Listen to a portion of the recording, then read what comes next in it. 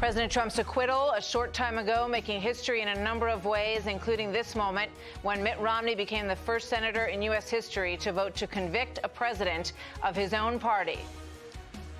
Were I to ignore the evidence that has been presented and disregard what I believe my oath and the Constitution demands of me for the sake of a partisan end, it would, I fear, expose my character to history's rebuke and the censure of my own conscience. That vote renewing scrutiny on Republican Senator Susan Collins as well tonight, and her decision to acquit the president. Collins is the most senior Republican woman in the Senate, serving Maine for 23 years and winning re-elections in a traditionally blue state by substantial margins. She has often been praised for her moderate approach, but in 2018 she was lambasted by some on the stage when she took to the Senate floor and said this. Mr. President, I will vote to confirm Judge Kavanaugh. Collins faced intense political backlash and even received death threats and had an anthrax scare at her office. Couple the events of 2018 with her vote to exonerate President Trump, and her Senate race in 9 months is now labeled as a toss-up. She's considered one of the most vulnerable lawmakers in the Senate. Senator Susan Collins joins me now exclusively this evening. Senator Collins, thank you so much for being here this evening. Glad to join you. It's great to have you. So when you saw Mitt Romney make that decision, the two of you were among the last of the holdouts on this. And I just want to play this also from Chris Wallace's interview with him today, and we can watch that and get your reaction. It is a high crime and misdemeanor within the meaning of the Constitution. The personal consequences, the political consequences that fall on me as a result of that are going to be extraordinary. But I swore an oath before God, and I'm a religious person, that I would apply impartial justice. And applying impartial justice said what the president did was grievously wrong. What goes through your mind when you listen to your colleague there? Well, I respect Mitt, but I reached a different conclusion. To me, when you study what the framers said and the high bar that they set for removing a duly elected president immediately from office and banning him or her from ever running again, it shows you that this was not to be undertaken lightly. It only applied to bribery, treason, high crimes and misdemeanors. And I did not think, based on my review of the evidence, that the House managers proved that case, particularly when we're talking about a hard-to-define non-criminal act. So David Frum in The Atlantic wrote this. He said, I don't know why I feel so sure of this, yet I am sure. Susan Collins asked Mitch McConnell for permission to vote for witnesses, talking about the early vote, and Mitt Romney did not. I would imagine that he would probably extend that sentiment to this situation as well. You know, Martha, I have cast more than 7,000 votes in my Senate time. And I've never asked anyone for permission on how to vote. So that is just totally wrong. And I would also argue it's very sexist that he thinks that I somehow got permission to vote for witnesses, a position I'd taken from the very beginning. I worked hard to ensure that there would be a vote on whether to proceed to witnesses, and yet he doesn't think that that would be true of Mitt Romney. In fact, neither of us asked for permission. Was witnesses the harder vote than the acquittal? Because that was really a moment that shut the door on further interviews, further investigations. John Bolton, was that a tougher vote for you? In some ways it was, but I had always said that we should follow the same schedule, the same approach that we used in President Clinton's trial. And in that trial, as in this one, we heard both sides present their cases, underwent an extensive question and answer session, and then moved to the question of whether or not to have witnesses. I voted for witnesses both times. So are you concerned that because the push for information on this case continues, the possibility that John Bolton will be subpoenaed to testify on the House side is still out there. Adam Schiff was asked about it today. Are you concerned that when more comes out and the book comes out, that you might second guess your decision? I really don't think so. And keep in mind that the House never issued a subpoena to John Bolton. That was one of the flaws in their case because they were in such a hurry to complete the articles before Christmas and yet then waited 33 days before transmitting them to the Senate. During that time, they could have subpoenaed John Bolton.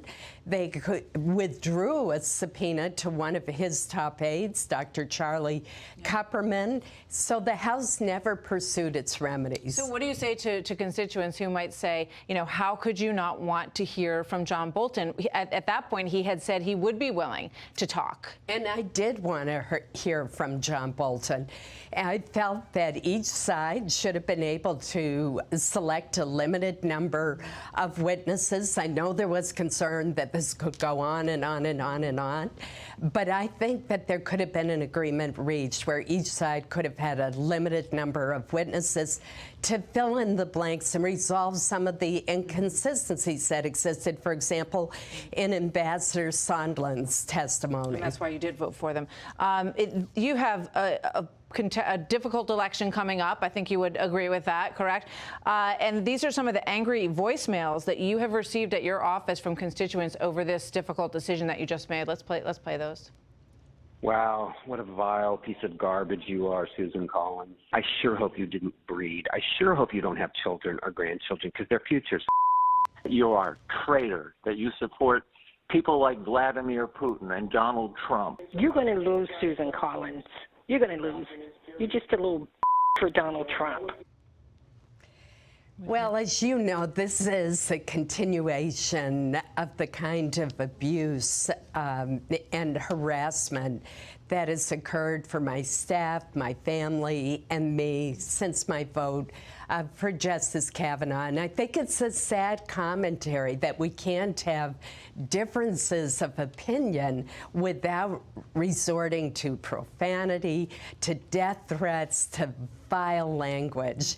And yet it seems that we've lost in this country the ability to disagree respectfully. So you said that you believe that the president had learned a lesson from this process, from this impeachment, and yet he continues to say he did nothing wrong. He is likely to take a victory lap tomorrow. Will something in you be disappointed if you never see any evidence that he has learned a lesson, or if he does something like this again? Very much so. I hoped that the president would have learned from the fact that he was impeached by the House, even though I think that was a partisan move. But there were so many of us who are Republicans in the Senate who were very critical of the call. The call was wrong. Parts of the call were fine. But then the president mixed in asking a federal government to investigate a political rival, and he should not have done that. And I would hope that he would not do it again. Did he give you any assurance that he would not do something like that again, except foreign help in anything related to someone that might be running with him? Did you talk to him about it at all? I've had no conversations with him throughout the trial. So why do you have that feeling that he has changed, that he learned a lesson? Well, I may not be correct on that. It's more aspirational on my part. It's more that I hope that he's listened to the many voices in the Senate who have pointed out that the call was very problematic. Do you think it's safe to say that if something like this did happen again, that the outcome would be different, that you would vote differently? The president should simply not do it again. Nobody wants to put the country through this again. There's a reason why we've never removed a president in all the years, despite these provisions being in the Constitution, and that is because it's overturning an election and saying that the voters no longer have the right to decide. Mitch McConnell, the majority leader, said today that every one of our senators in tough positions is in a better position after the impeachment. Do you think you are in Maine? I really don't know. It's very hard to say. I'm sure there are people, I know there are people who are furious at me. I know there are people who are happy with me. But that's not what influenced my decision. When you have a constitutional decision to make, you have to do it in a serious, solemn manner and without regard to the political consequences. Mitt Romney made it sound like he made a more moral decision than you did, perhaps. What would you say to that? I think we each searched our conscience and listened to what the evidence was, and we simply reached different conclusions. I respect his vote, and I'm sure he respects mine as well. Two quick things before I let you go. What did you think about Nancy Pelosi, the Speaker, ripping up those pages of the speech last night? I thought it was terrible. I thought it was disrespectful and rude, and she should not have done it. And it just adds to the polarization and divisiveness that is tearing our country apart. So I was very disappointed in her. All right, and as we say good night here to Susan Collins, Kirk Douglas, who is a graduate of St. Lawrence University, where you went, and I went as well, passed away this evening at 103. So we have a picture of him here. Quick thought on that? A good long life, and he's been very generous to St. Lawrence in the last few years. I think there's a new building that's named after him. Senator Susan Collins, thank you very much. Good to have you with us tonight. Thank you. Thank you.